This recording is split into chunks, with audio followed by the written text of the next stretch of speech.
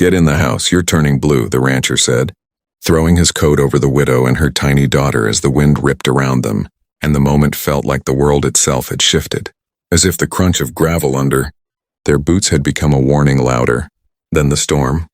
The last stretch of road to his ranch had been nothing but a narrow track across a dying patch of prairie, the sky bruised with the kind of storm that promised more than snow.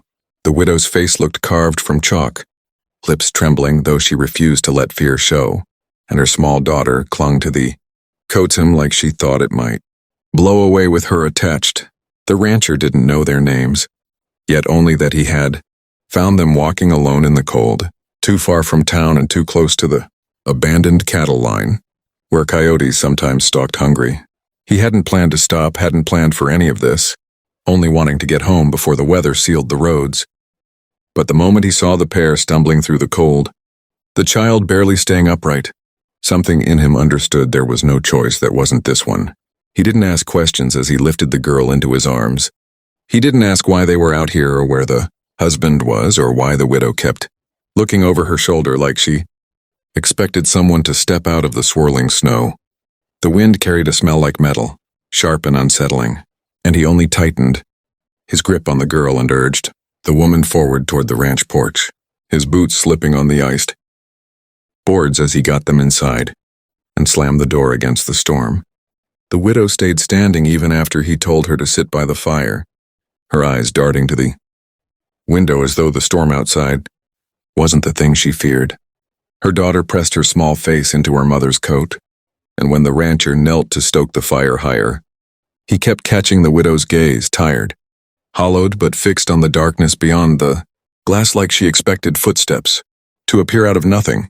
The rancher said nothing even when he noticed the torn strap on the widow's travel bag or the scraped skin across her knuckles. When he poured her hot tea, her hand shook in a way that had nothing to do with cold. The child whispered something the rancher couldn't hear, and the widow shushed her gently, but her voice wavered, betraying a fear she hadn't spoken aloud. He didn't ask them anything yet.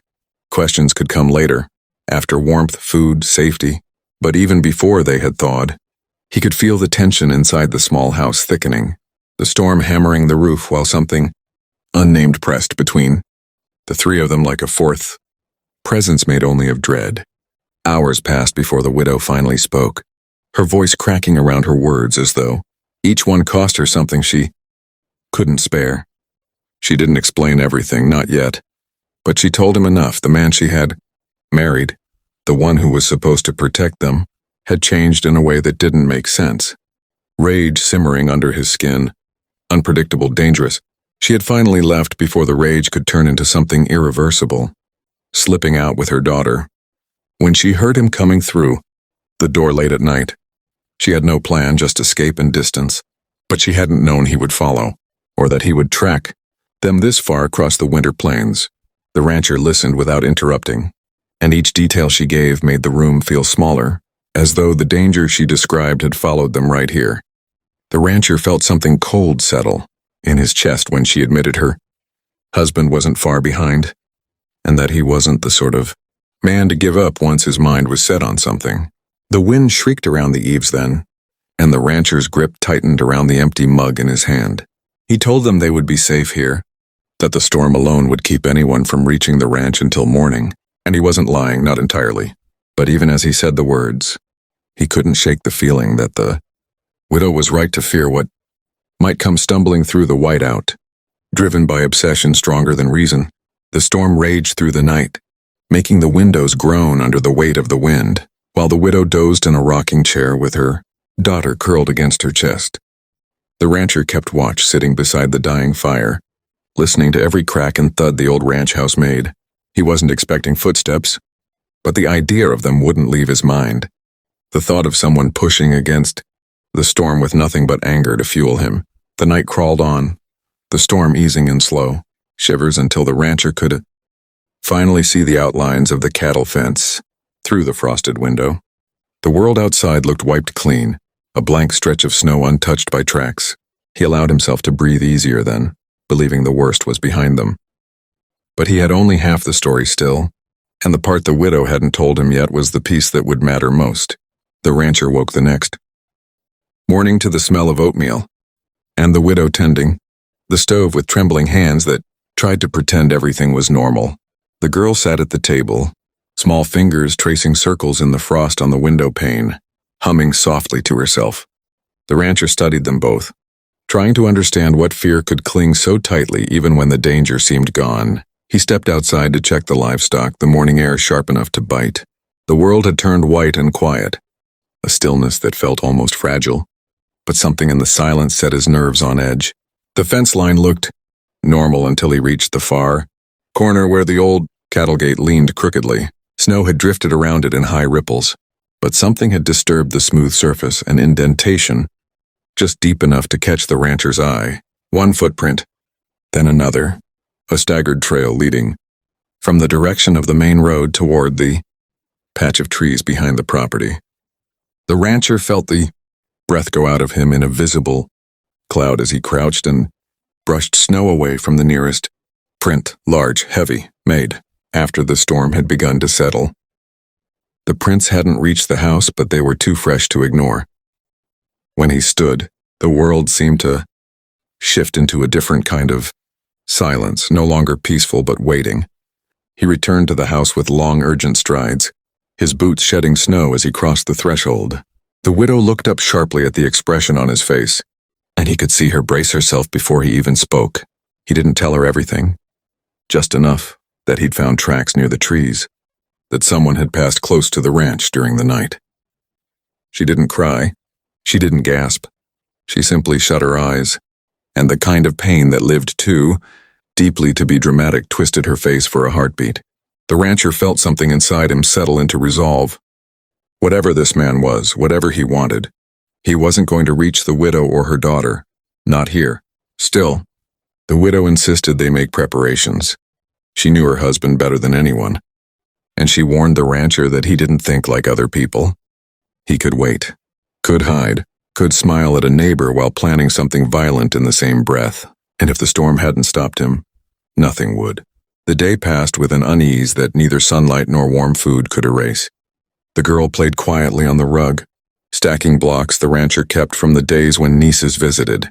Occasionally she would glance toward the window with an expression, far too old for her age, as if she too sensed the weight pressing against the walls of the house.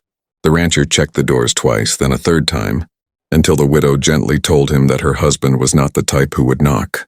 The afternoon dipped toward evening, the sky turning pale yellow behind the snow-covered hills, and the widow finally told the rest of the story, how the rage in her husband had grown slowly at first, how apologies had always come after the harm was already done, how he carried grudges like other men carried tools.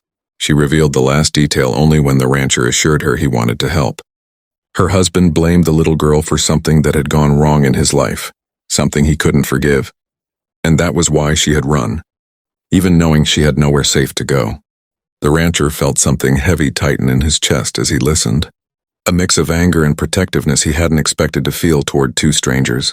Evening came with a warning chill, and the rancher lit the lamps one by one, while the widow helped her daughter into bed.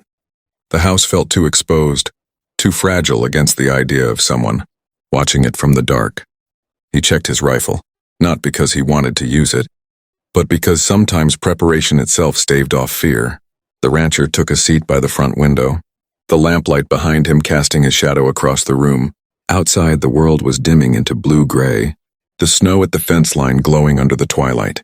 He told the widow to rest, that he would keep watch again, but she stayed in the kitchen, hands curled around a cup she no longer drank from. The house settled into uneasy quiet, and then, just as the last of daylight disappeared, there came a sound, faint, crisp, a crunch in the snow near the porch. The rancher froze, every part of him sharpening to a single point of attention. Another crunch followed, closer this time. Not the wind, not an animal. Footsteps, slow, deliberate. The widow's cup slipped from her fingers and shattered on the floor. The rancher moved to the door but didn't open it, listening hard, his breath locked in his chest. A third crunch. Then silence. The rancher held still for so long that the pulse in his neck felt like it echoed through the entire room. After nearly a full minute, he forced himself to look through the small window pane beside the door. There was nothing, only snow, the porch rail, and the pale sky overhead. But he knew what he'd heard. No doubt, no mistake. Someone had come close. Someone had stood on his porch. And someone had stepped back into the darkness before he could be seen.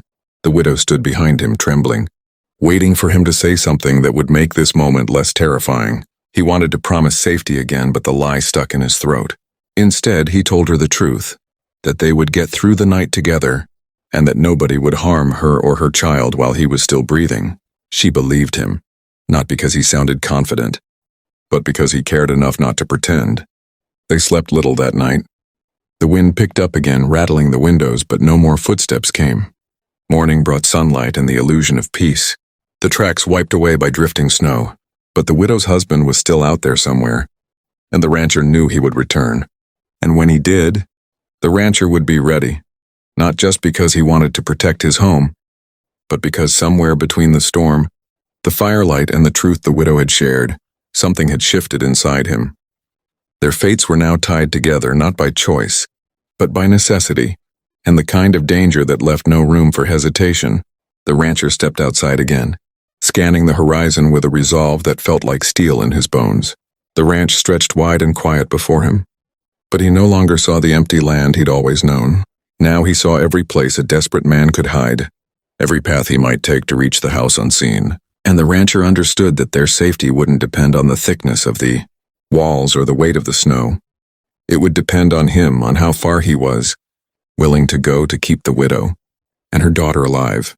He walked back inside, the early light catching in his eyes, and closed the door with a calm finality that didn't match the adrenaline pulsing through his blood. The widow looked at him, waiting. He met her gaze and knew he could no longer stand by and hope the danger would pass. Whatever happened next, he would face it with every ounce of grit he possessed, because the storm outside had been only the beginning. The real threat, the one coming for them with determination and fury, was still approaching across the snow, drawing nearer with every quiet hour that passed. And the rancher knew that when the moment arrived, it would change all of their lives in ways none of them could yet imagine.